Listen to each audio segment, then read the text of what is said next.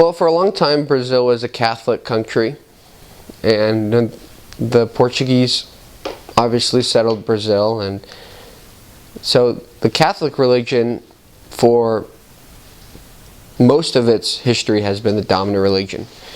And in the last 30 years or so, there's been a giant movement towards the Protestant faiths. You know, the Congregational Church and the Baptist Church and the Methodist Church and the Mormon Church.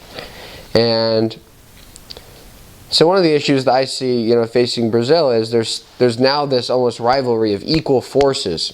Of the Catholics that are staunch Catholics, and then you have, you know, these growing new churches, these Protestant faiths, you know, and the Mormon Church, obviously.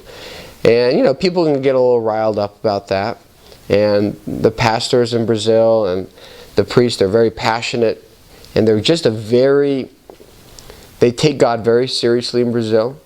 I mean, if you have a car in Brazil, there's a good chance you have a sticker on there that says, "I love Jesus," you know, or, you know, "I love the Bible." Where in America, some people have those things, but it's not as public, you know, and that's one of the reasons why it's so great to do missionary work in Brazil, is because people are so willing to talk about God and what God has done for them.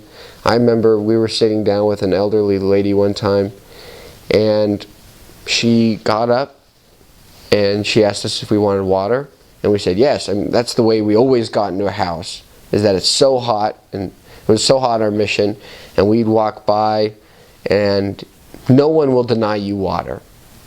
You know, so if you want to teach someone, you can go up there and say, "Hey, do you mind if we have a cup of water?" And they'll come out, they'll bring you a cup of water, and then you try to make conversation like that. And that's one of the good ways to make conversation. And I remember this one lady, so we asked her if we could have a cup of water, and she invited us in, and she must have been, you know, 85 years old. And so we were there on her porch, and she got up and went over to the cupboard, and we could hear her saying, "Thank you, Lord, for these cups." And she took the 2 cups down, and then she went over to the water, and she started filling up the water. She said, "Thank you, Lord, so much for this water." She filled up the water, and then she brought them over to us, and she said, "Thank you, Lord, for these boys." I mean, and my companion leaned over to me and said, "Wow, if I could be as humble as this lady is, at some point in my life, I will be so happy." And so they're very conscientious of God. And so I hope Brazilians never lose that.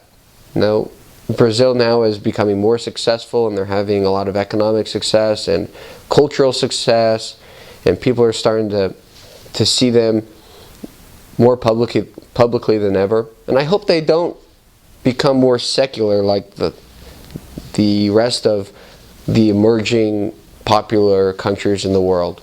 You know, America seems to be getting more secular. Europe has gone more secular.